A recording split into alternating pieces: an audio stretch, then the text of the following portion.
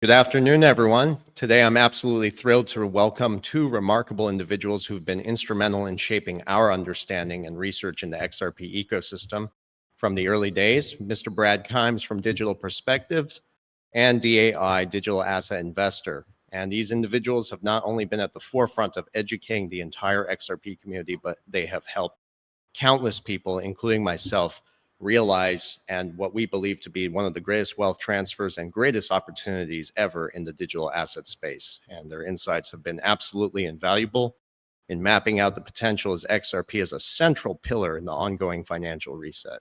It's an absolute pleasure to have you guys on the show. Thank you for having It's us. good to see you both. Thanks, guys. I love your intro, by the way. Yeah, it was amazing. I was like, wow, man, I hit the big time, brother. That intro is hot. It sets the mood for the conversation. It sure does. And looking forward to it too, by the way. Yeah. Mm-hmm. It's good to have my brother here as well. Vandell and I used to do a lot of podcasts together, but I know he's growing his own YouTube channel now, and I think that's terrific. So we have a lot to talk about. We're going to bounce back off each other.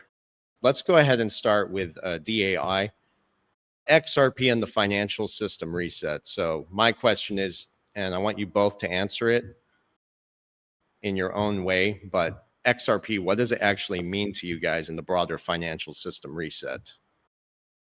Are long answers okay? Sure. I mean, always acceptable. Take your time. So to explain how I came to this is to understand where I came from. I first found out about XRP in 2014. Okay. And I'm a child of the .com boom and bust and the World Trade Centers and the financial crisis and all the stuff. And so, for me, unless I go through those things, I don't arrive here. So when I was also a financial advisor at Morgan Stanley when I was younger. Okay, so having gone through that the .com boom and bust, I first saw it in 2014, and crypto itself, and of course I went into Bitcoin and all that. And then at some point there was a bust back in 2014. I think that was the Mt. Gox bust. I get my years confused. But when that happened, I was like, okay, well maybe this is just a scam, something or whatever.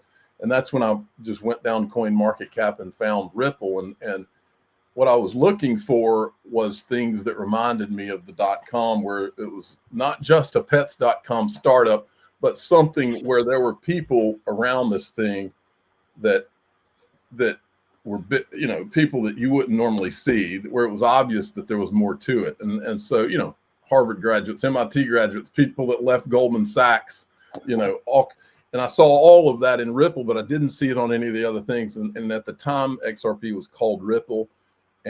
But anyway, so what my original thought pattern, having been a financial advisor, was, hey, this is a new asset class. That was where I started with this. And I was thinking, ironically, today, is it tomorrow? We're going to have the first ETF. I think it's tomorrow. Ironically, I turned to my wife back then, and I think I may have put $4,000 or $5,000 into XRP at that time. Maybe. And I turned to my wife and I said, if I'm wrong about this, I said, it's most likely we're going to lose all of our money here because this could be a scam. But if I'm right, this is going to be in the stock market. There's going to be ETFs and all this. I had no idea how corrupt might be the wrong word. I had no idea how long that it would take. Since this was the internet of money, I had no idea how long it would take for the governments to get to the regulatory part of this, because the internet boom didn't take that long. So that was my original thought pattern. But then fast forward to 2018, I start my channel. I think it was 2019, I had met Brad Kimes. They told me that there was this guy that called them. They said, we have to get on the phone with this guy because he's got something you need to hear. This guy tells us, I'm not going to say what his name is, and I'm not going to say where he said he heard it, but he tells us, he said, listen, I know someone somewhere, and he said, they told me that XRP was created to replace the petrodollar system, and it was created. What was the other part of it, Brad? See me drawing blanks. It was to replace the petrodollar agreement, essentially. Yeah, to replace the petrodollar agreement and prevent World War III. That was the other part. Yeah. Now, it took me that long to say, oh, okay, wait a minute. So I had done research and found a lot of things like ties between Ripple and Treasury people and all of that. But that was when it finally clicked with me. This is more of like a global thing where they're changing the entire monetary system. That's how I got to this place. Yeah. So that's because up until then I had no sources. Everything I was doing was just, whoa, I've never seen anything like this with just some investment or some company. I've never seen a company that has treasury people on the board and it's just a startup. Have you? Yeah, Right, I mean, right. they don't go into proof of concepts. They make sure it's the real deal. Yes, exactly. Yeah, and just to kind of cover it in from my angle, how I got in, I had been investing in different sectors of the economy and things like that. I've always been an investor, usually real estate, that kind of vibe. And then when I got investing in general in stock market and things of that nature, I kept hearing about the Bitcoin, and then I started doing the work on it. And I'll never forget, because I actually found XRP when it was 0.006 of a penny in April 2017. Oh my God. I didn't start buying it until it FOMO'd me when it went to 28 cents around September, October. So I learned a valuable lesson right then that I missed, right? Because I was like, I'm going to do the work first. I don't know what I'm buying here, which was right. It was right of me to do. But I've never forgotten how it felt to miss that, knowing what I actually have now, right? And what I could have attained then. But I just should have gotten started sooner. But awareness, I've always said, is one of the greatest skills that any human being could ever have over a degree or anything. If you have the awareness to be aware of something, it can change your entire life. And when I found it, it was much like DAI. I found the Federal Reserve, the Faster Payments Task Force. I saw the board members, and I was like, what in the world's going on here? And at that time, I had recently worked on a product that I had invented for the beach, and it was a portable playpen for babies for the beach. And I was sourcing my products from China. And I was doing a lot of research and development, ordering my general products and those types of things. And I had to become a global importer to get these things done, which meant in order to send money across the world, I had to use SWIFT. So I knew about the pain point of SWIFT. I was using it every week. And I was getting these massive bills, and I'd had to send this money. It'd take 5 days or more for each shipment of money, to clear before I could get my goods released. And then every time my money hit China, I would be hit with another bill because they were doing a currency differential. So it was like, it wasn't enough that I sent them tens and tens of thousands of dollars. Then every time I'm sending money, then I had to send thousands of dollars more to make up for the currency differential each time. So I understood the immediate problem that Ripple was solving with XRP. And back then it was still called Ripple, right? It wasn't Ripples, they used to call it. Yeah. So interestingly enough, I had spent time with my oldest brother, and I sat down one summer of 2017 and just really started drilling down on what is this thing with this kind of board members, this kind of connection to the Fed, these types of things. And we had kind of derived, I thought, and he did too, we both thought, well, if they're going to use this in the financial system, not outside of it, it's going to have to be price controlled, price set, or price floored some kind of way. And then we thought about it being controlled like oil, or even controlled like the interest rate, the Fed interest rate, adjusted every quarter, things like that. And lo and behold, then, a few years later, we meet the unknown guy that tells us from a very good source that you're right over the target here. This thing is about unwinding the petrodollar agreement and basically avoiding World War III in the process. And it makes sense to me because look at the shape we're in now and look at where things are now. And you look at the idea that you see strategic reserves about to be introduced in Congress. You look at U.S. digital asset stockpiles about to be introduced in Congress. And these things are coming to fruition now. And, funny enough, the digital asset stockpile, I even have talks on stage with Cristiano Carlo at XRP Las Vegas. we're openly talking about gathering these assets for the US government so they can control the price of these assets the same way that they control oil prices globally. So everything is coming to fruition right before our eyes, the way that we kind of macro saw it. Now, we haven't been able to put a flag on the moon in every specific instance. I don't know anyone that could, but I mean, for, you know, people, and like you guys aren't any different. I mean, you guys have found your way to much the same kind of points and these things. And now it becomes almost like we're evangelicals trying to just share this information and understanding that no one ever believed we would live to see the Fed not be able to kick the can down the road another mile, but we're literally there. So this is where we're at, and it's really amazing. It's like 1 in 5 lifetimes you might see something like this. What's getting ready to happen? It's an incredible point you made over there. Also, I thought it was very interesting how you're saying to prevent World War III, and in fact, this technology can. I mean, if you even go to the Ripple website, it specifically talks about how XRP can provide sovereignty to nations. Exactly. That's important because if you want to circumvent the dollar, really, and that goes back to the petrodollar, right? And even in 2022, it was Putin who made a statement about there are alternatives to SWIFT. I found that very interesting.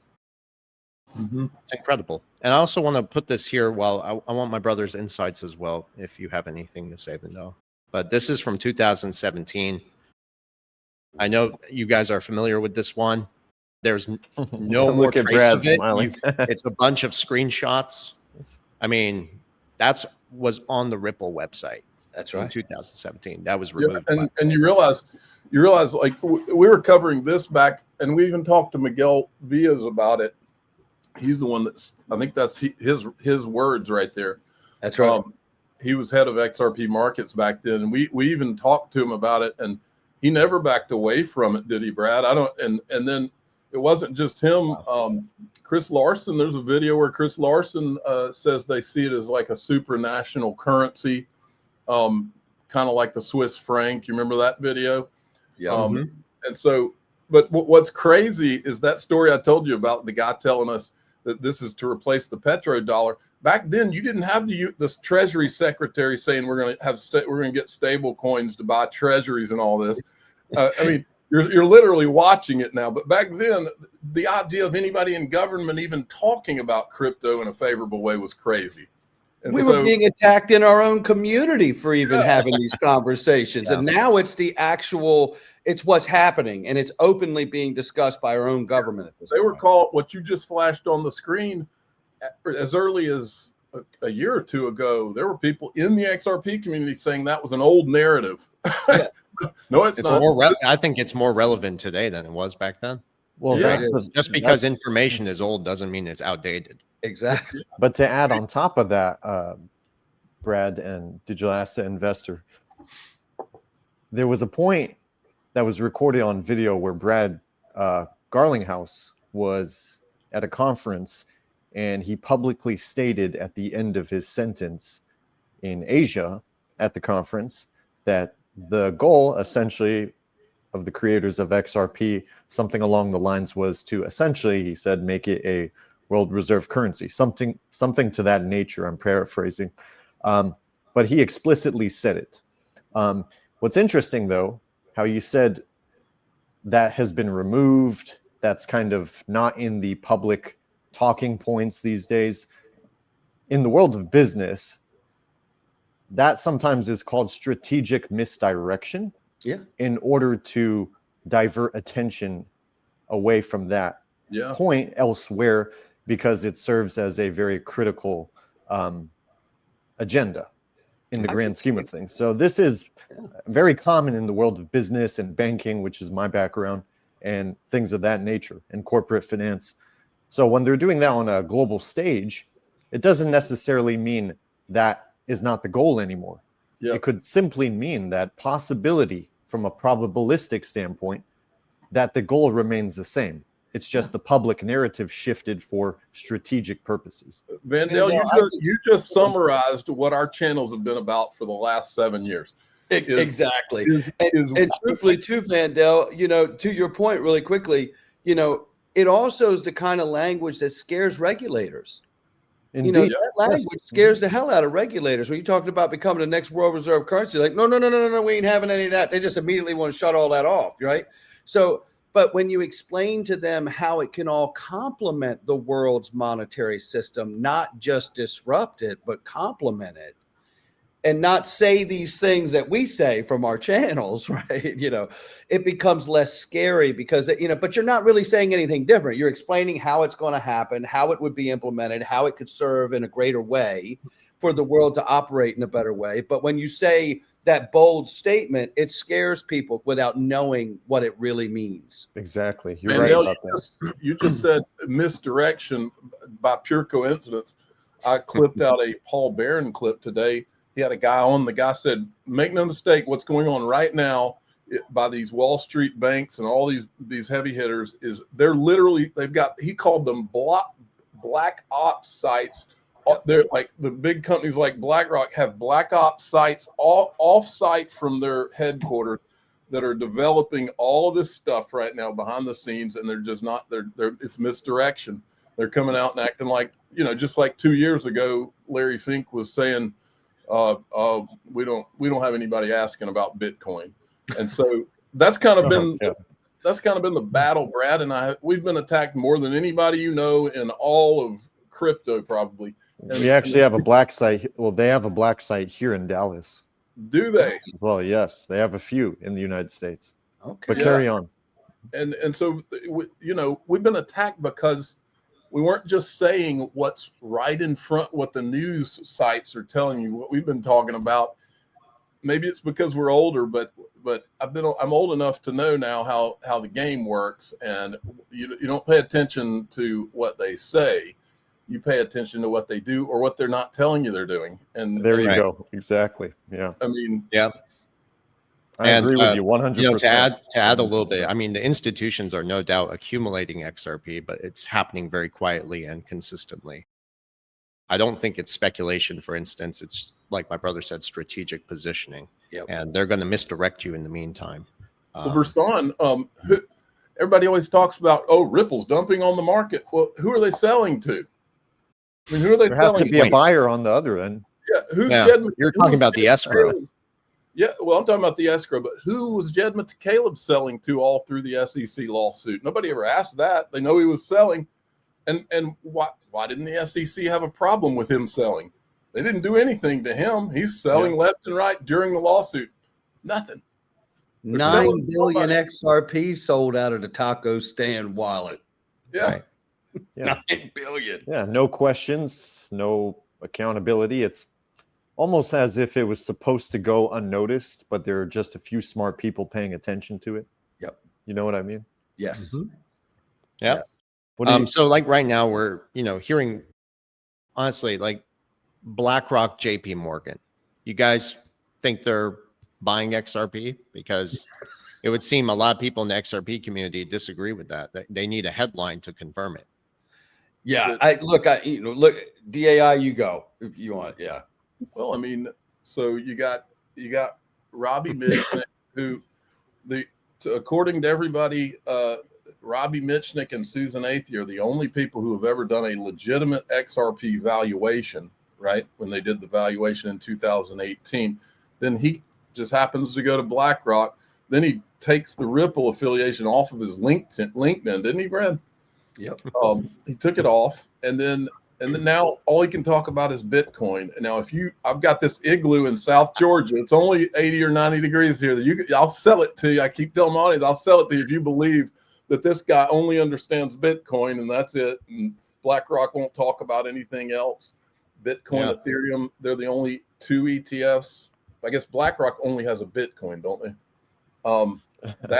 That's nonsense. I mean, you don't have to spend a lot of time. I mean, all you got to do is send some Bitcoin and send some XRP, and you know that's nonsense. Agreed. Right. Yeah, I feel like, you know, of course they're getting in, right? And of course they're not going to tell us that they're getting in. You know, it's like This is what talk in your book means, right? Talk in your book is, you're talking about Bitcoin, but you're really over here loading up on XRP, right? Or you're trashing XRP even, and then loading up on it. And it's not illegal to do that, right? Financial institutions do this stuff all the time. And if they want to accumulate it, why would they ever talk about it? Because then everybody else will start buying it, So to me, it's one of those things where it's just inevitable, right? But this has been and you guys have go through this too, right? Like we are in this space because we love investing. And when you get a hold of this particular investment, you become obsessed with it when you realize what its actual intended use is, because you understand how serious and the weight of it is. And it forces you to speculate, right? It forces you to speculate from a place of concrete, a foundational place, right? Like, what it's designed to do, what it's for. So it's just, I even liken this back to like pre-allocation of XRP escrow, right? Which I took a beating on forever, right? But the truth of the matter is we end up being vindicated because we found out that 5 billion XRP were pre-allocated in an option contract to R3. Then we find out that Greg Kidd had a 1% pre-allocated option contract on 1% of all the float of XRP, right? So then it was like, then the people in the community were like, well, that was just them two. It was like, okay, so you're telling me that those were the only two people or entities smart enough to arrange a pre-allocated option contract. Bank of America didn't do it. BIS didn't do it. Right? The IMF didn't do it. Just Greg Kidd and R3 did it. See, the person who believes that is not as smart as the person who understands what that information means. That's what that tells me, right? Of course.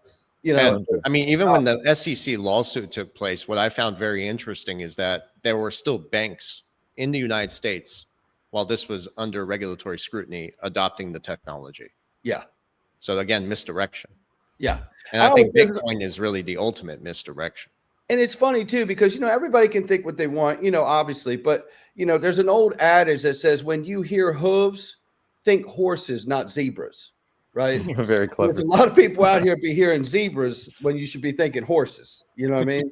Because that's exactly what the writing on the wall is telling us, that there's a stampede of horses coming, and it's the entire financial institution. Well, think about the Bank of America thing. Take that one. I mean, that was kept quiet for how long, and we would find people found patents and all this stuff. And today you see an article where the Treasury secretaries over in Europe with whatever, I don't remember which government body it was, but Ripple, Circle, and Bank of America are in the room. I mean, remember when they jumped on us and told us, but that you can't talk about that either. That's just a patent, DAI. You're not about that either. I mean, you weren't supposed to talk about that. I found it also interesting. It was Mark Carney back in 2022 when he was governor of the Bank of England. Yeah. Where he was talking about the distributed ledger technology and pegging it to gold. I don't know if you ever saw that. I think I have the clip on my X account. But the idea that gold is going to be integrated into this some way, some form, some fashion via possibly stable coins. What do you guys think about that? Well, you want me to take that one, DAI? Yeah, go for it. Well, look, here's what I'll say. When we got to go to Singapore in 2019 to the Ripple Swell event, I had a chance to sit down and listen to David Schwartz talking, and we had conversations over the course of a day and a half or 2 days, whatever it was, we were there. And that October, right before that swell, they had just announced you could launch stable coins on the XRP ledger. So it was really all the talk, right? So that was really like the focus of the conversations I was looking to have with David to understand that better. And through those conversations, and there's other people sitting around too. This is an open conversation. There's nothing being said that was not anything he wouldn't say or hasn't already said publicly, right? Mm-hmm. But it was just being in the room and understanding the take of the conversation itself, right? And it was simply this, the discussion of stable coins up until that point in 2019 were all back one-to-one, whether it was the MakerDAO, right, or whether it was something else. It's all one-to-one. And anything that ever lost its peg because it was one-to-one, and it didn't hold the peg.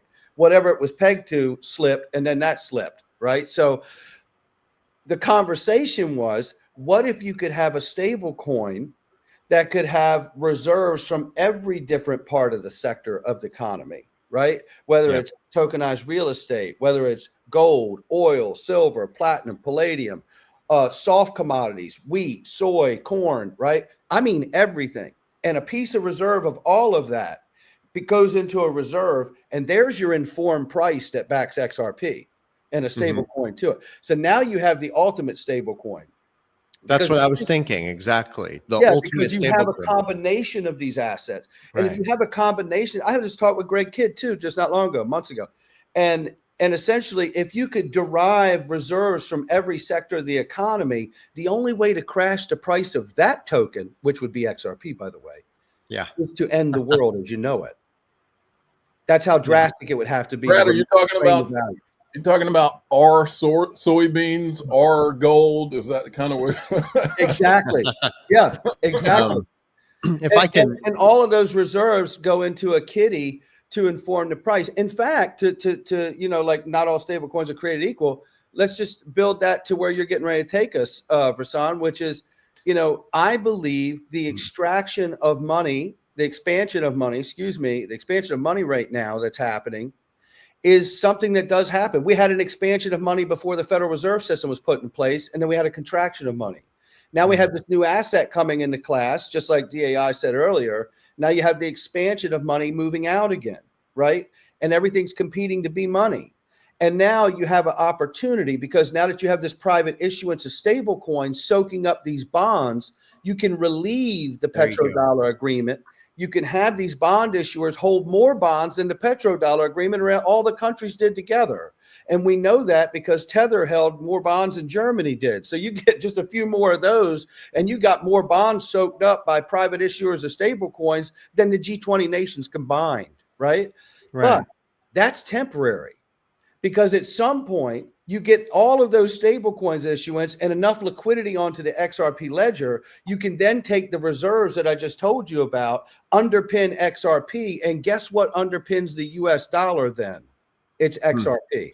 So stablecoin issuance and the bond issuance, to me, is to only serve for a period of time to soak up those hyperinflated bonds while we make this transition and get the liquidity onto the new system. And when it's on the ledger, then you can get these reserves underpinning XRP, and that will be what underpins the dollar for the next 150 years at my house. Yeah, and I mean, you're getting me going now. I'm starting to feel the juices, but Let's I mean, go, this baby. kind of goes back into the whole idea that the value is not measured by its price alone. It's going to be measured by its role as a source of global liquidity. There right? it is, buddy. And it's going to continue to compound. That's and right. when you start to bridge this into the whole gold conversation first, and I think cross-referencing research is so important, right? Yeah. You have the central banks buying gold. It's not just central banks, it's financial institutions, it's even individuals, all right, small businesses. They're buying gold, and that is simply to strengthen reserves that will comply with the new liquidity rules. Then you have the same people pushing for tokenization. That means turning physical gold into digital value, in a sense, on these blockchains. And the same people pushing all of this are also adopting Ripple infrastructure to build compliant stablecoins. And it was the World Gold Council who openly talked about this. Yep. So gold is certainly going to be central to all of this. And I think gold will be the collateral, and XRP is like the digital mechanism for that.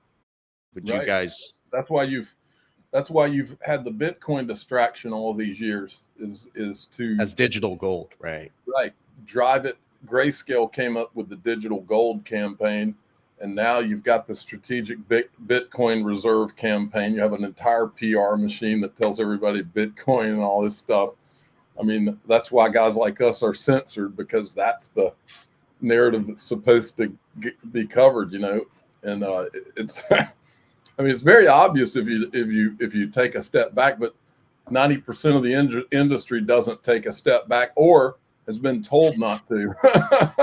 Yeah, or incentivized not to. Yeah. I mean, there are a lot of people who accept, you know, they're incentivized. I mean, it was some people who've tried to send me thousands of dollars of Tether, and I just gave them the look at Brad. you know, all due respect, you know, not to use profanity, but I just gave them the bird. Yeah, they've never offered me, but I think it's because they think I'm too far gone. Yeah.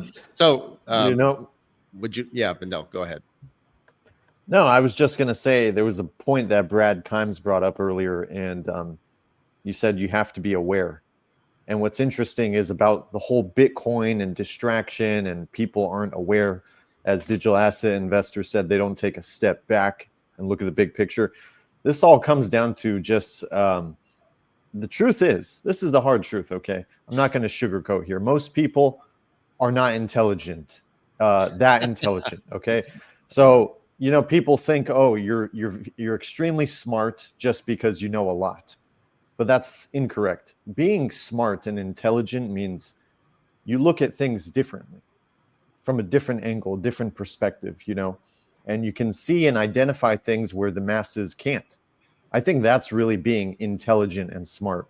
And it's so important, you know, and I think it's no coincidence that Ripple was originally founded in 2012 when the sovereign debt crisis took place in 2012, interestingly, which actually required the IMF to step in and get involved. So I think there's a lot of connections that are kind of hidden in plain sight, but sometimes you just got to step back and look at the big picture and really connect all the dots. It's like pieces to a puzzle. Yeah. Yeah. You could see it differently, you know. I think Bitcoin was taken off the shelf in the financial crisis, and they did something smart, which is right in the code. This libertarian thing, a reference to the bailouts, because they were worried about, back then there was a term they used for it, and I'm drawing a blank on it. I'll think of it in a minute. But they were talking about how they were worried about in the financial crisis. You've got all these banks being bailed out, and they were worried about people losing faith in the dollar. And so what do? You take a project that's been in the works for decades off the shelf, and you make it digital gold, and you write in there to make it look like a libertarian movement into the code, a reference to the bailouts, like you don't like them. And then you've got a fail safe. And the reason I know, the reason I think that and know it in my mind is that that's what I did. My family lost everything in the financial crisis. How did I find Bitcoin? Because I said, I don't trust this system anymore. And I started looking at gold and silver like everybody did at the time, Peter Schiff's and all that. And you're watching their videos. And then all of a sudden, while you're watching that video, an advertisement for Bitcoin pops up. So you can see why they did it and how they did it. It's very obvious. And to start herding people into the system while the governments accumulate gold, digital gold. This is better than gold. How many guys that you and I both know better, financial guys, every day on X are saying, "Oh, this is better than gold." I mean, come on. Yeah, they're lying deliberately, or they're misinformed. Yeah. I mean, it's obvious. Yeah. And, you know, and to that point, like, you know, we see that we're on the precipice of Bitcoin being put into a strategic reserve, which tells me, you know, look, if you look at the current administration and our current president who loves this nation and every person in it, right? There's not a second that I go in my mind and think that he would ever allow something to be in here that he didn't know where it came from. Of course. The moment that they allow Bitcoin into a strategic reserve, it tells me it is a U.S. government psyop, which I believe, I know DAI. Yes. All of this stuff is a U.S. government psyop, and it's about preserving the U.S. dollar dominance. That's why I believe Bitcoin only has 21 million. That's why I believe it'll go in a strategic reserve, because it was created by a 3-letter agency by the U.S. government, and it is going to be conflated in price to help pay down the debt. But they're going to have to issue U.S. digital bonds on top of it in order to do it without crashing the asset itself. Because as the bonds term out at different rates, you can roll over and pay the citizens out and also pay down the debt on a schedule. Which brings us to the offshore prototype Tether. Exactly. I just pulled it up, man. You see, guys, I love the idea that we can operate on the same wavelength. I was already bringing it in, right? You already knew where Brad was going with that. Yeah, I did. Yeah. Damn right. If I could just really quickly add something, and I've tried my best not to tribalize in this ecosystem. You can certainly make money on Bitcoin, but I am. And I proudly am. I'm going to tell you that. And as long as they keep it in their strategic reserve, I'm here to make money, brother. Yeah. Yep. No, I get it. People I mean, we will. get paid in Bitcoin every now and then, and Yeah. I decide to convert it into something else. Yeah. But I really agree with what both of you guys have been saying for many years. But the ethos around Bitcoin, it's painted as a rebellion, even though, when you look very closely at this, it's more of a, a different picture emerges. Less revolutionary, but more strategic. It serves multiple purposes, but Yes. yeah. It's incredible. So, yeah, Tether, guys. You guys have talked about Tether many times before. What do you think about it? Go ahead, DAI. Yeah. So there's some fascinating videos on Tether if you start looking around, and I think that just like the way I described the Bitcoin thing, I think that they intentionally set it up offshore. I think that there's definitely 3-letter agencies that were involved. If you look at some of the characters that were involved in starting it, almost every single one of them would be the perfect person for the feds to come in and say, look, you work for us now because of what you did. I mean, like, if you go and start looking at the characters, one of them, I don't remember his name, but he was like a guy that had gotten busted for some gambling site or something. He had done something nefarious. And then you had some others. I won't name any names or anything, but that it looks like, Even Hal Finney, the supposedly on record, we understand that I think January 9th or 10th, he was the first person to receive the first Bitcoin to our knowledge, correct? Hal Finney. Anyway, he actually did some contract work with the NSA. I was digging on this guy trying to see, okay, what's his situation? He was diagnosed with cancer. Actually, where he's sitting right now is one of those cold storage facilities where they put your body, hope to revive you in 100 years when science improves. He's in that right now in Silicon Valley. That's incredible. Well, crazy stuff. while we're talking about Tether, if you remind me, we can go to Mount Gox and we can talk about that too. Because I got a lot on that. But then Tether, of course, it's offshore. I mean, just think about the setup.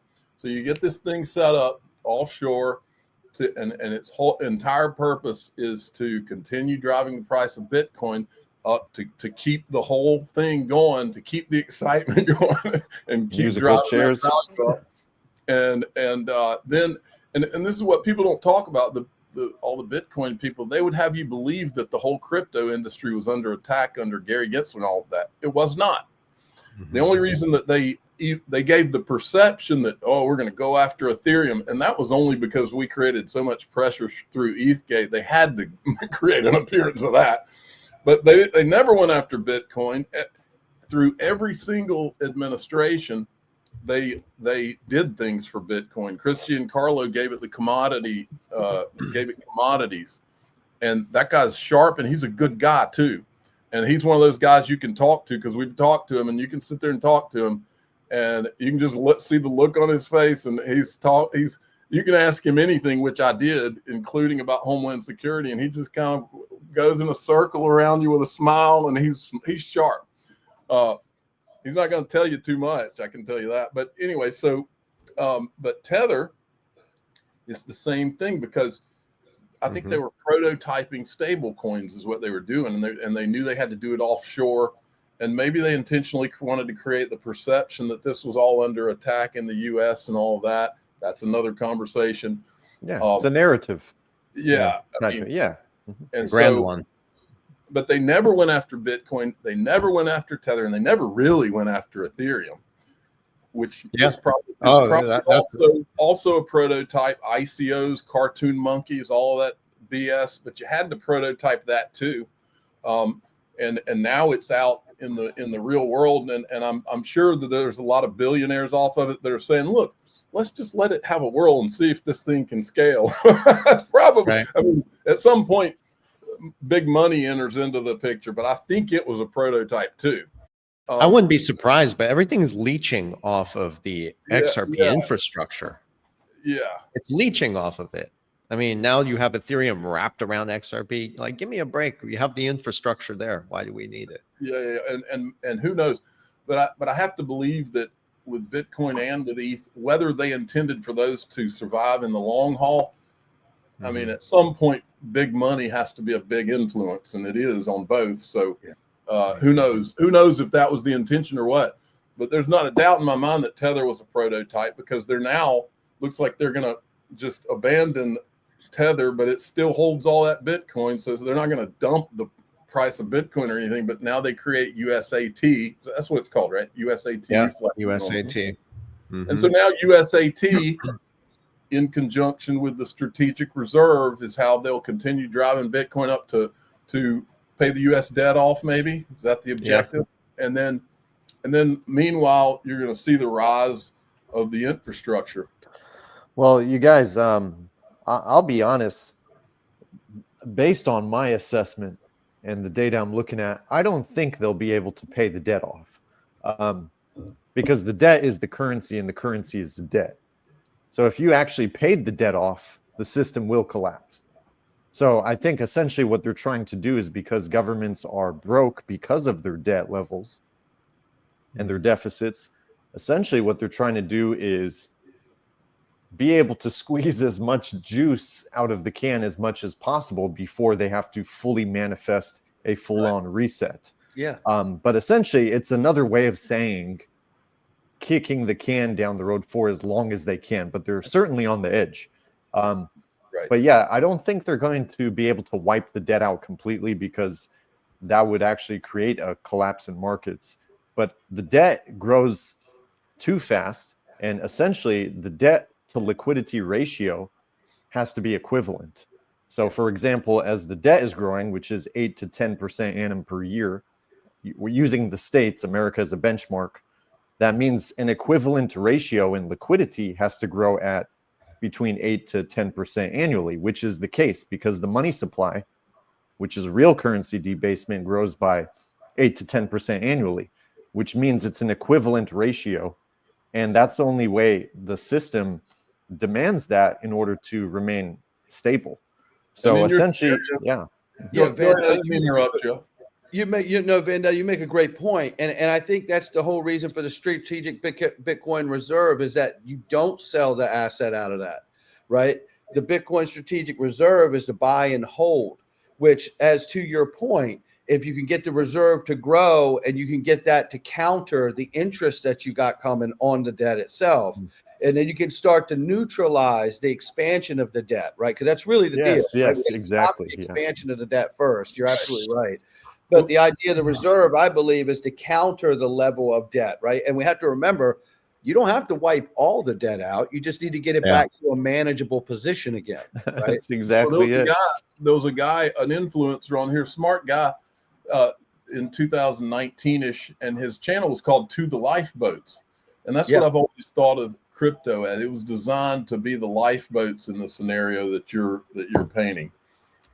And you have to have mass adoption to make that transition, hopefully. Absolutely. Yeah. I wanted to also agree with you guys. I think my brother made an incredible point there, but if you read some of the articles and the documents from these big institutions, they do talk about tokenizing debt. And if you could tokenize debt, have a gold revaluation, a higher price of gold, it could create a scenario where you stabilize the currency. You're able to maintain liquidity needed to finance governments and emerging economies as well. And again, this kind of goes back to XRP as well. You have some level playing field. I got a question for you guys. Can you hear me? Yeah. Okay. Yeah. And both of you, this is for both of you guys. So the way I'm looking at this space and how fast it's evolving now is certainly we're all on the same page on this point, that this is a trade of our generation, an opportunity of a lifetime. And as Brad said earlier, this comes probably once in a lifetime. I think this is it. But my question is, do you see this opportunity as it evolves and becomes part of society? Do you see this blockchain technology adoption as a double-edged sword? Or, I mean, how are you guys looking at this? Because I'm looking at it from both sides of the spectrum, and I'm like, I see the opportunities here, which are immense, And then I kind of look at where things are going, and I'm like, okay, I'm sure there are going to be some trade-offs in the future. You know what I mean? Mhm. Yep. It's a good point. Yeah, I'm not on my channel. I've talked about Ripple and XRP for 7 years, and I am not declaring that anybody in this space is good guys or bad guys. But what I will say is that this can be used for good or for evil. I've always kind of said that, and I think that there is an evil scenario that's very scary. And I think that once we're all in this system finally, and the door gets slammed and everything's tokenized, I mean, there's a lot of bad things that could happen as a result of that. And look at the CBDC thing in Congress. CBDCs. Oh, we're never going to have CBDCs, right? But if you want to issue a stable coin, who's approving that stable coin? The U.S. government. Well, I mean, is that any different than a CBDC? What matters is who controls it. It's kind of like when you form a trust, the whole idea is to protect your assets. But ultimately, you're wanting to design the thing so that you control in some kind of way that trust. The money in that trust is very similar. What matters is who controls it. And if the U.S. government's deciding who has a stable coin, who doesn't, I mean, does Circle have the presence they have if they don't have close ties with the government? Does Ripple? No. So ultimately, it might not be labeled a CBDC, but there's a control element that in all of this, and hell, crypto by design is controllable. There's a reason that they told us for the first 10 years, oh, this is for money launderers, this is for this guy, this is for this guy, this is for North Korea. Because if you tell them that, those guys are going to say, hey, well, let's go get some of that Bitcoin, we can hide it there. Let's go get some Monero, we can hide it there. And somebody somewhere was sitting back tracking every single movement of all that stuff. Make no mistake about that. They were tracking all of it. I talked to a crypto tax company one time, and that's when it hit me. I was asking him, I was like, you think all this stuff was created by the government? And he goes, well, if I was the government and I was going to create one of these, it would be Monero, because everybody thinks it's sold as it's untrackable. I would create that one and create myself some kind of backdoor. And I'm not a technology guy, but I mean, and all of this stuff, I mean, this stuff goes way, way back to Mount Gox and all that stuff. If you really take a step back and look, I was watching a video this morning. If you guys have never seen it, you need to go watch it. Richard Branson had a bunch of Bitcoin. He had a Bitcoin conference on his island back in 2015-16. If you go look at the people in that room, there are Homeland Security people in that room. There are U.S. attorneys in that room. There are all kinds of spooks in that room. Interesting. Yeah. Yeah. I mean, this is a long-term plan. All Interesting. Of this. I think that's also where the topic comes back to stable coins. Because, see, stable coins, essentially a central bank digital currency, a stablecoin can essentially function like one. It changes the dynamic entirely, but it's also being provided as a new source of liquidity to extend these cycles even further.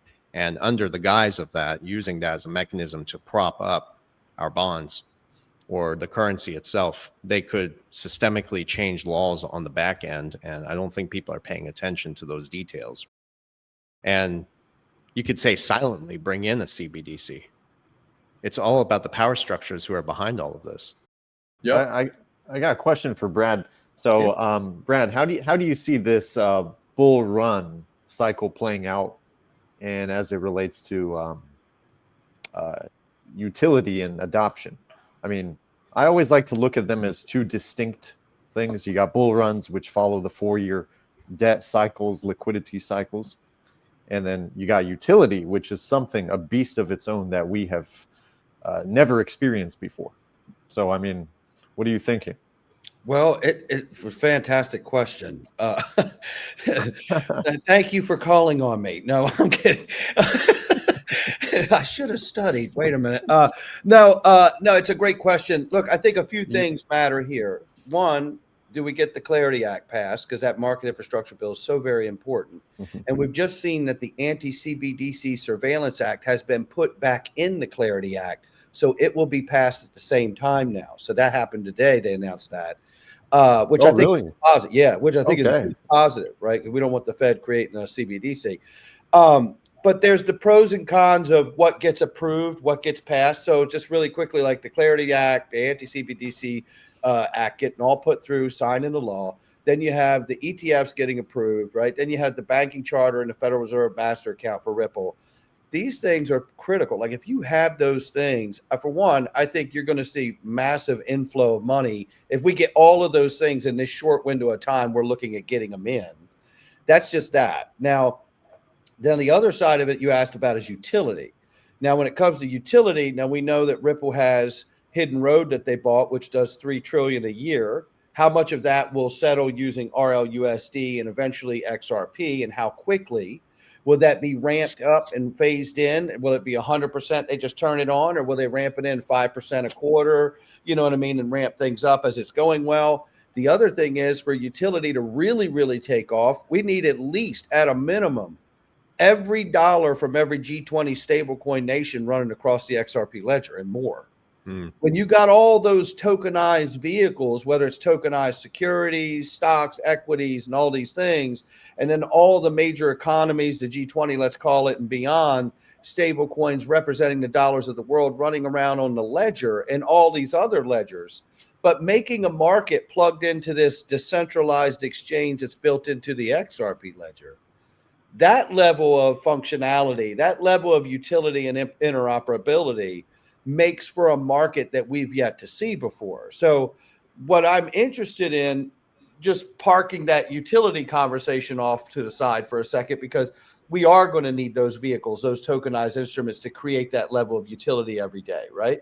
And we don't currently have them. But looking at the fundamental news we want to see done, like the legislation, the bank license, and so forth, the ETFs, I look at that and think, is that enough? Just the ETFs, the banking charter, and the market infrastructure bill, is that enough to bring the kind of money in that we don't see the drawdowns like we used to in years past when we get to a crypto winter, right? Well, we see, because we see 80+% drawdowns in this space, right? Yeah. So the question for me is like, after we get those bills passed, will it be 40-50% drawdowns instead of 80+% drawdowns on the market?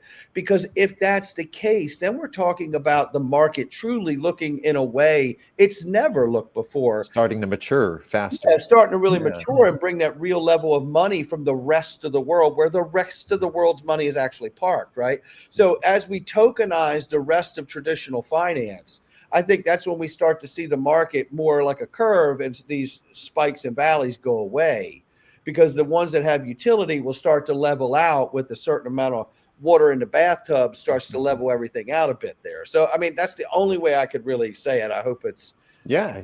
Supply You make a very good I mean, point. XRP doesn't, it's not flourishing in a free market right now. exactly. I mean, there's so many coordinated efforts to suppress it. There's no doubt about this, but that kind of goes into the bigger picture of, global acceptance and adoption. I think what they're doing is just trying to shake people out. Yeah. What do you? I know, Versan, you had mentioned supply shock. I'd like to hear y'all's thoughts on that part. Absolutely. I mean, a supply shock is inevitable, in my opinion. It's going to have to happen for XRP to actually satisfy the demand it was built to serve. It's really that simple. But to break it down into detail, you have banks, financial institutions, investors alike. They're all building positions in XRP, accumulating it. Retail gets shaken out through these massive cycles. These are orchestrated volatile swings, I would say. And naturally, that's going to put an impact on circulating supply that will trigger a real first stage of a supply shock. At the same time, I think that kind of sets the stage from being a retail speculative asset to a functioning utility asset. You start to see $100 XRP. Next thing you know, real financial institutions begin to actually use XRP to settle all these payments at scale, manage liquidity. And again, XRP's price is not going to be determined, and I don't think there's a ceiling for it. It was designed to be infinitely scalable. So as it absorbs more liquidity, it kind of just keeps going from there. But the supply shock will come in stages, I would say.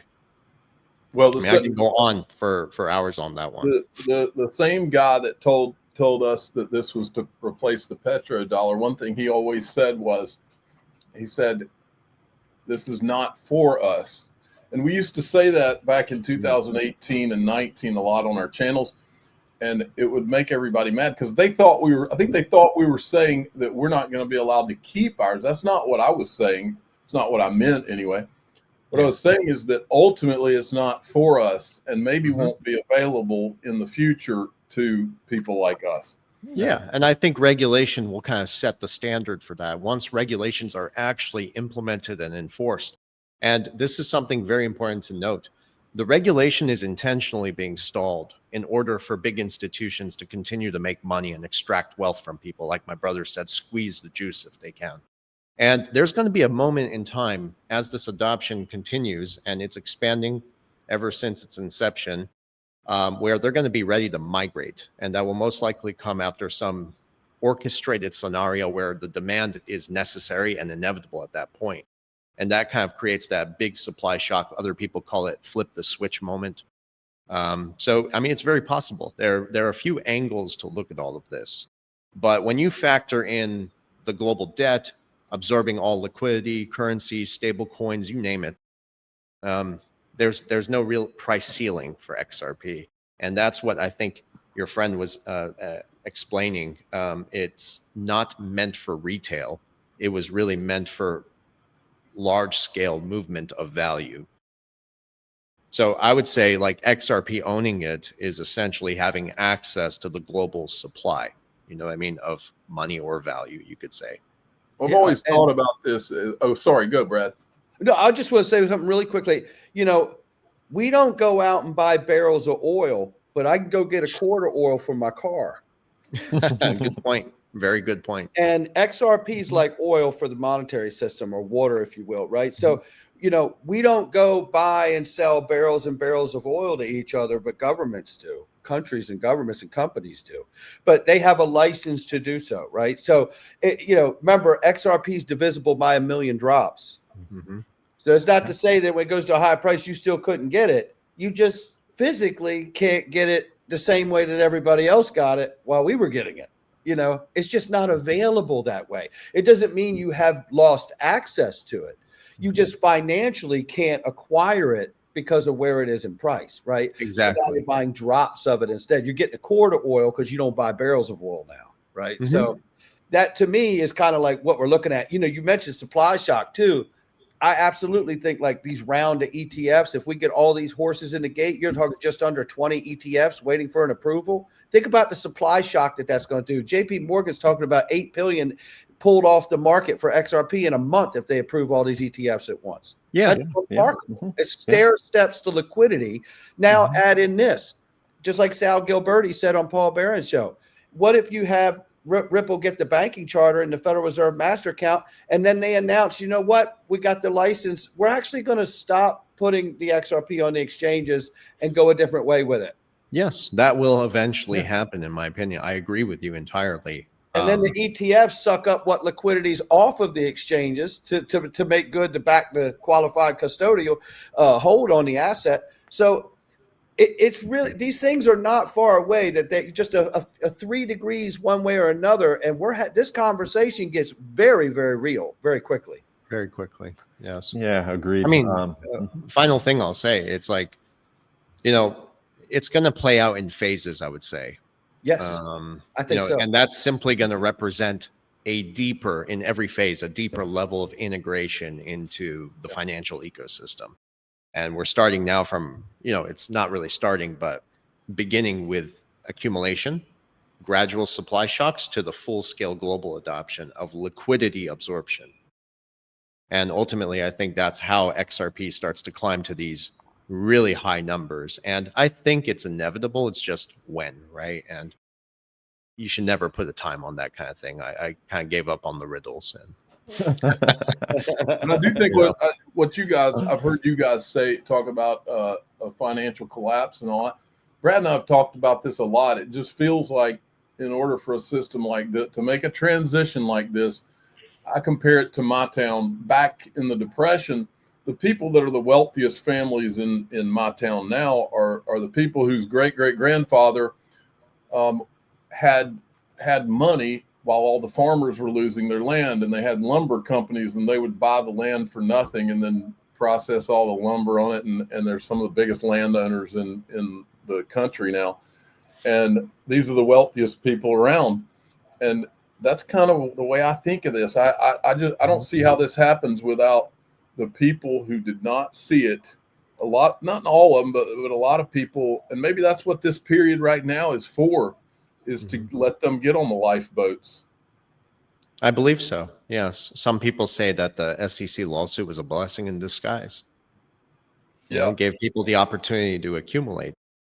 But at the same time, it had multiple strategies behind it. It really also suppressed the tech, and only those who could see it saw it, the opportunity. Well, if you needed if you needed one technology, I mean, if you have all these technologies, but the technology needed to get regulatory clarity in a congressional and presidential environment where that was a big question mark, the fastest way to get it would be to get sued by the SEC. Exactly. Yes. That makes such a solid point, because they are the first people to go through the, they're able to go through the regulatory process. That's right. And then come out on the other side. That's right. Not a security. So that now raises the question, well, what about the entire crypto industry? Right. Well, but it kind of puts it aside, and that's important. Now we have regulatory clarity. So these are major milestones. The Genius Act is only going to solidify all of this. And I think the Clarity Act next.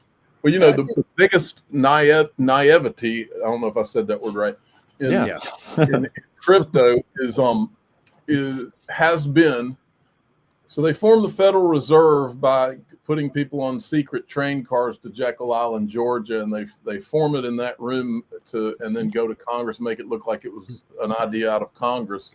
So they did it all in secret.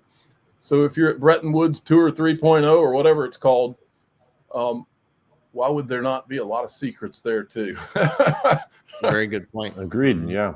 And I'll add in too that, if you look at the 5-year case that the SEC and Ripple was, and everything we went through there, one thing I would say is to anybody who's like a maxi out here in this space that thinks we're maxis, I know I spent 2.5 years of that 5 years analyzing XRP as a security, which made my stomach churn.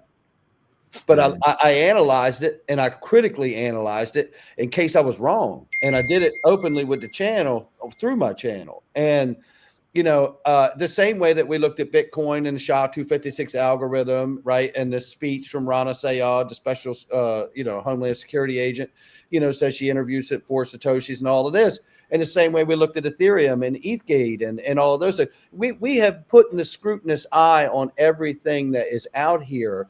And people sometimes think that we just look at Bitcoin and say these things about it, or look at Ethereum and say these things about it. It's like, no, we spent years looking at a 5-year court case and how we could have possibly be wrong, knowing that I see this as a virtual currency and all that to say, and here we are post this litigation and successful.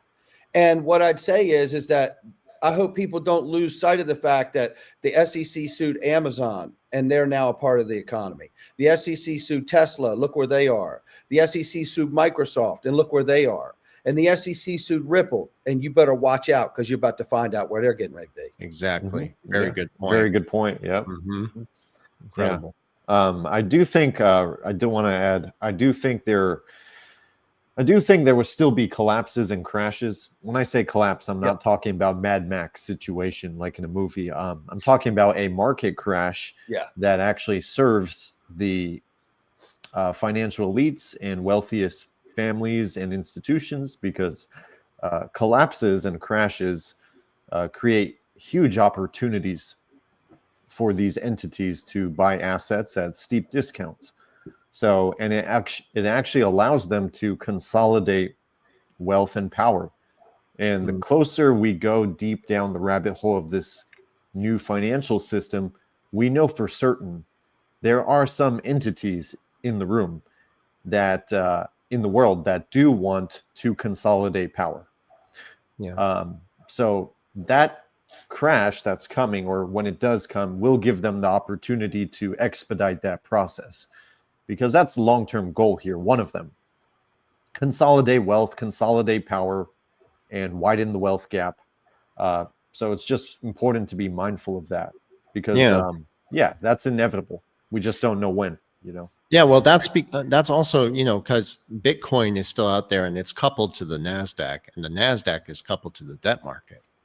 So until, I think there's going to be a moment in time where eventually, after a real correction or crash, however you'd like to phrase it, there's going to be a moment where XRP will decouple from the entire market, because right now XRP is cyclical with Bitcoin. I mean, there has to be a decoupling. Maybe once the regulatory environment is evolved. Yeah, I agree with you, Versan. Like, if it doesn't, then we failed, right? I mean, because Bitcoin has its own path, right? And XRP has its own path, and they're serving, for what I see, two completely different roles. In fact, when I hear Bitcoin maxis say bad things about XRP or all of us, I think to myself, it's just as silly as listening to somebody say, if they were talking about all the different protocols of the internet that we have today, right? And they said, well, I'm only down with HTTPS. I only like website protocol, and then somebody else is, well, those people are retards because I only like simple mail translation protocol for email. You know what I mean? It's so ridiculous, right? Yeah. It's like, why are we being attacked when something doesn't even do the same thing that the other thing does? It's like, if we want the internet of value, it's going to take the multiple layers of protocol to get it done, just like the multiple layers of protocol for the internet we're using to communicate with your audience. If you think about it, and if they need people to go into Bitcoin, which they obviously need them to continue to go into Bitcoin, if you think about it, and if you think about it in that scenario, at some point, XRP when the time comes when XRP becomes a slow rising floor, which is what I think it's going to do. At that point, people are not going to need. They're not going to. People are not going to be able to get it, because otherwise, if people can get it, then they'll want to go in XRP instead of Bitcoin. And I think that might very well be what you see. Because they're going to want the hordes to keep going into Bitcoin. And so we have some breaking news real quick. The Federal Reserve just cut interest rates by 25 basis points. Right. So you mean it didn't do 50 basis points, right? Okay. I mean, that's news. Too late, Jerome Powell, right? Here's my theory about that. Look, the Anti-CBDC Surveillance Act shuts the door on the Federal Reserve from participating in the new digital on-chain economy. And there is why Jerome Powell has not wanted to cut the interest rates for President Trump, because it's the proxy war that they're having, not publicly discussing that you're shutting us out of the new digital on-chain economy by not allowing us to issue digital dollars. And by you giving that power to private stablecoin issuers, I'm not cutting the interest rates for you. And they should cut them by a point, but now they pushed and held it as long as they publicly could hold it. Now they're giving us a quarter point. Right. So they're doing this out of spite, because they're pissed off, because they know that they're about to have the door slammed on their hand. They are losing their autonomy. That's what's happening here. And it's a very good thing. But it's also how wars start. Yes, exactly. That kind of falls into the bigger picture. So, yes. So first of all, digital asset investor, I'm sorry, I didn't mean to cut you off, but were you able to confirm it on your end? You see it? Confirm what now? I was watching how the market was reacting to it. The market's just kind of flat, it looks like. Everyone's like, what the hell's going on? What am I going to do with a quarter point? Yeah. One thing I wanted to mention, because you said something so important, Brad, sorry. You won't believe what I'm pointing out. This ongoing battle between Trump and the Fed. And again, that's how wars start, right? Yeah. If you pay attention. I haven't tweeted this yet because I don't want to get a lot of lashback, but I'm going to say it. If you pay very close attention to the moves that we're making at the Treasury Department, and who knows if there's going to be a merger between the Fed and the Treasury, that's very interesting. It seems that we're following in the footsteps of what the BRICS are doing. Yeah. You know what I mean? I do. Yeah. It's possible that, and if you look at BRICS nations countries too, each of those central banks, and I have physical documents for these, they've all adopted the Ripple XRP technology as well. Yeah. Is it possible that we might see some sort of alliance maybe with Trump and the BRICS to fight back the banking cabal, if you will? You know what I mean? I could look, Versan, I completely agree. I think you're on mute. Is everyone on mute? No, can you hear me? No, I'm here. Why I'm can't here. I hear anybody? Yeah, I got you. I'm good. What the hell is going on? And I can hear you. You guys went and started talking about the Federal Reserve. I'm here. Turned us off. Can you hear us now, Versan? It's so weird. I can't hear you guys for some reason. I don't know what the hell's going on. You're Just please continue the conversation. Okay. Well, I'll just say, like, to your point, I do believe that we're going to see these fractionalized payment zones like BRICS coalition, Europe, Asia, right? United States, South America. You're going to, in fact, we already know that they exist, right? So then it's about having this all connected in the middle, right? And what sits in the middle? I'm going to be right back. XRP, right? So that's the key right there. So I think you're absolutely right about that. And I think the biggest deal is getting the Fed to lose its autonomy. I mean, think about it. What is the Fed if it can't issue dollars and we're about to let all the private issuers issue them, right? Think of it for a moment. That's what the Fed did. So if the Fed's not doing that anymore, they're probably pissed off. So they don't want to cut rates. So this is why we got a quarter point today instead of a half a point or a full point. That's how I'm seeing this. So for me, it's like, it is a very tricky thing to work your way through this and navigate through this because you've got BRICS, because you do have China doing the things that they're doing. You got trade deals going out here. You have the Fed pissed off that they're getting shut out of everything. There's so much happening here. And honestly, I really do believe that the only way that this gets done is because of the current administration and the president we have has the mind to get it done. And I think he's the one that could get it done without us going to full-blown war too. Because normally in instances like this, when you see a monetary reset, you go back to how the US dollar became the global reserve currency. There was a war before that happened, and it was the sterling pound, right?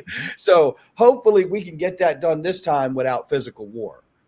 Yeah, all that kinetic stuff. Trust me, I agree with you. What's interesting is towards the end of, currently we have trillions of dollars in debt that are coming due. Yeah. So what's interesting, every 4 to 5 years, the Treasury debt maturity date is between, 4 or 5 years. But since 2022, it was pushed out to 5 years, which takes us towards the end of the year into 2026. Yep. So historically, every time the government's refinance the debt and roll it over, since that's the only option they have to keep the system alive, to keep the can rolling down the road, they have to refinance and roll it over. But the thing is, in order to refinance and roll over the debt, they either need lower rates, or if rates are high, they need to start lowering them so that it could be more manageable. Yes. Because the big problem is not just the debt itself. Even the IMF said the debt is very high, but it's sustainable. The big problem is the interest that accrues with it. As you mentioned earlier, the interest. So the lower they could get rates, the more manageable it is to refinance and roll it over. But the crazy part, guys, is that in order to refinance the debt, they need a massive amount of liquidity and balance sheet capacity for the central banks to refinance it. Which means they're going to inject a lot of liquidity into the system. And I think it's by design that we're getting towards the end of the year, and now they're deciding to start the rate cutting cycle, which has already started globally for 80 plus central banks, No, I agree with you, Vandell. And I think to your point, you have to look at how did we get so much of this short-term debt? It was Janet Yellen and her failed practices You're as right. the treasurer with Biden, because she's the one that got us all on the hook for all this short-term debt that's going to come due like this. And to add to even further point of the Fed being pissed off with President Trump is that they don't want to give us the rate cut so they can get a higher interest rate payment back on the debt if they don't allow us the rate cut. Every time they cut the rate means that they're going to take less money for what they just gave us, right? So, the position that they took. So you can see where it's not in their best interest to give us the cut rate. And then on top of it, we're slapping them in the face and going, you don't get to make a central bank digital currency on top of it and cut the rate, right? Yeah, good point. I mean, I think they're going to do a few more going towards the end of the year. I do too. They got to get it lower. So I do too. Yeah, and I think also, look, I think it ultimately, all of this leads to like the Plaza Accords of 1985. And I've been talking about that for a while. And that's going to be Mar-a-Lago, is what we're going to have, the Mar-a-Lago Accords, where they devalue the dollar again, right? Yeah. And then that's how it's going to lead us into the reset. And I think it all goes hand in hand with, refinancing this debt. Yeah. Yeah, which means cryptocurrencies, especially ones with utility and fundamentals, Exactly. are going to be key players if Yes. you want to have a portfolio that benefits directly from that currency debasement, That's right. because that's not going away. That's 100%. Yeah, it's going to accelerate. You got to do like rich people do, and you got to get yourself into hard assets, right? That's Hard assets and assets that are at least going to transfer their value and still hold it in the new system. Yeah, You know? exactly. Mhm. I see a message here from Vasan. Like I think we need to wrap because he's having issues on his end with his computer here. All right, let's I totally know what Let's that's like, no doubt about it. But I just want to say very quickly, man. I think what you two guys are doing is very special out here. Yeah. And it means a lot to me that, we were able to like get you guys excited in the early days and look at what you're doing now. I love the fact that there's abundance everywhere, and watching you guys and so many of these other rising stars out here, there's enough room for everybody. And I love the insights that you guys share. And it's a privilege to be here with you today. I really appreciate that. Really, thank you for the kind words. I love what you guys do. Love what you've built, the community, the meticulous details that you share and pay attention to in your research. Phenomenal. Absolutely. Really love it. Oh, you're back. Awesome. We were just wrapping it up.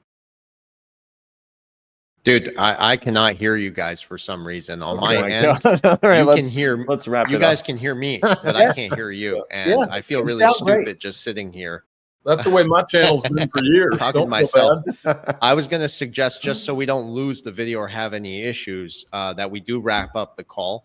Yeah. Because I can't hear you guys. That's Okay. what we're doing. We're doing that now. Yeah. So That's cool. okay, I just gonna say, thank you so much, everyone, including, my brother, to be here. I know you guys are very busy, and I appreciate you guys taking the time to join us. And we're indeed living through an incredible and exciting time. There's so many changes happening in the world of finance and the world at large. So just continue to be sharp and pay attention, be strategic, and of course, pay very close attention to the insights that Brad and DAI have shared today. Their perspectives are invaluable for anybody who's truly looking to navigate the evolving digital asset ecosystem. So, so sorry to cut this short, guys. Until next time, gentlemen, have a wonderful and blessed day, okay? We'll see Okay, digital All right, asset take care. care. Brad, What the talk hell soon, is okay, buddy? you. You got it, man. Take care, guys. Okay, guys. Thank you. Thank you so much. Thank you.